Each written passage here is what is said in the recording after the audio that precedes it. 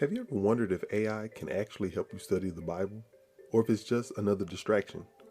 By the end of this video, you'll know exactly how to use AI as a tool, not a shortcut, so you can dig deeper into Scripture with confidence. Stick with me, because I'm going to show you how to ask better questions, and I'll even share examples of the kind of answers you should expect. But first, let's do a quick heart check.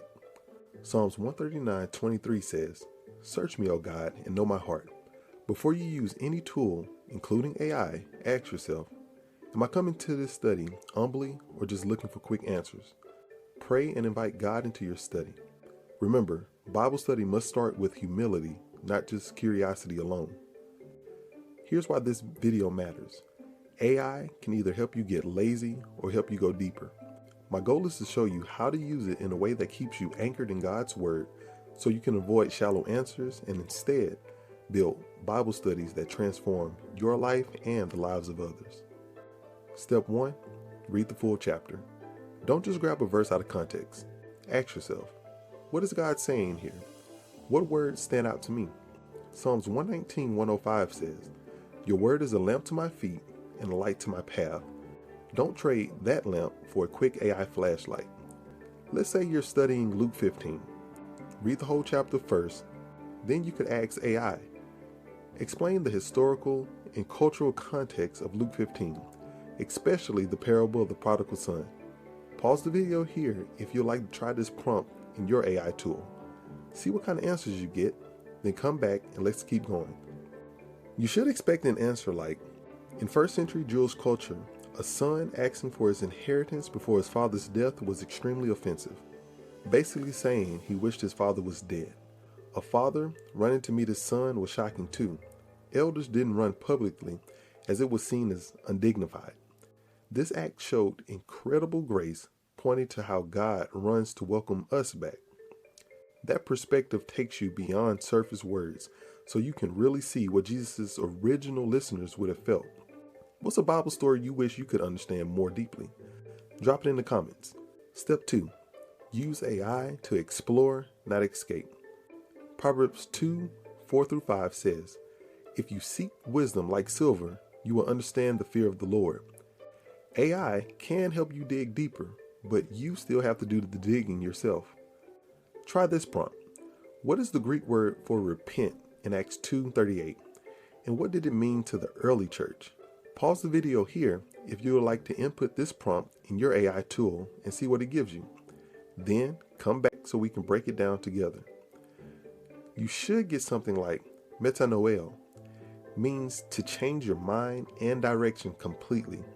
Not just saying sorry, but turning your whole life around.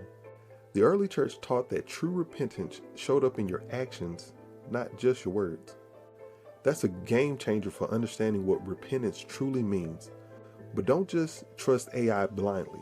Acts 17:11 says, "The Bereans examined the scriptures daily to see if the things were so." Always check AI's answers against the Bible. Step 3. Pause and pray. James 1:5 says, "If any of you lacks wisdom, let him ask of God." AI might give you information, but only God can give you true understanding of His Word. After AI responds, take a moment to pray. Lord, is this what you want me to learn? How should I apply it? Remember, AI can't convict your heart or lead you into obedience. That's the Holy Spirit's job. Step 4. Journal and apply. Luke 11:28 says, "Blessed are those who hear the word of God and obey it." Don't just copy AI's response. Write down what God is teaching you. Ask, what is God calling me to do? How should this truth change me?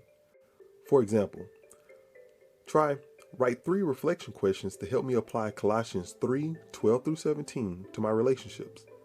Pause the video if you'd like to enter this prompt into your AI tool, reflect on the questions you receive, and come back when you're ready to continue. You should see something like, who do I need to forgive right now as the Lord has forgiven me?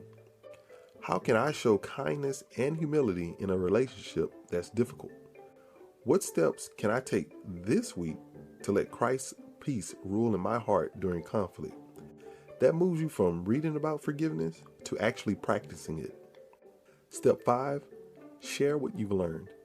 2 Timothy 2:2 says, "What you have heard from me, entrust to faithful people who will teach others also." Bible study isn't supposed to stop with you. Whether you're leading a group, discipling a friend, or teaching your kids, AI can help you organize what you've learned so you can share it clearly. Try a prompt like, create a 3-question Bible discussion guide for new believers on Romans 5:1-5. Pause the video if you'd like to input this prompt into your AI tool, see what kind of discussion guide you get, and then come back so we can wrap this up. A solid answer might look like, according to these verses, what does it mean to have peace with God through Jesus? Why can suffering produce hope in a Christian's life? And how does knowing God's love encourage you during hard times? When I first started using AI, I tried to whip up a devotional in 30 seconds and sent it out without checking scripture or praying. I thought I was helping, but I was really just being lazy. God convicted me. Now I use AI to build with Him, not bypass Him. Have you ever taken shortcuts in your Bible study? Share your experience in the comments and let's grow together. Don't let AI replace reading the Bible. Don't assume AI is always right. Check it. Don't skip prayer, and don't study just to post online. Study to know God and actually live differently. Remember, Bible study isn't about collecting information. It's about real transformation. Better prompts lead to better answers. When you ask specific, detailed questions, you invite deeper, more meaningful insights that help you truly understand Scripture. For example, instead of a vague question like, what does this verse mean? You could ask, explain the historical context of Matthew 6:33, the meaning of seek in Greek, and provide 3 application points for modern life. This kind of question leads to richer responses, such as learning that in Matthew 6, Jesus teaches believers not to worry about earthly needs, and that the Greek word for seek means to strive after with intense desire. From there, practical application becomes clear. Making God's kingdom your first priority each morning, setting spiritual goals before material ones, and trusting God to provide when you focus on His will. When you craft better prompts, you move beyond shallow summaries and uncover insights that transform your study from mere information gathering into true spiritual growth. You don't need to be a theologian to study deeply. You just need hunger, humility, and the Holy Spirit. AI can help, but only if you let God lead the process. Stay rooted in the Word.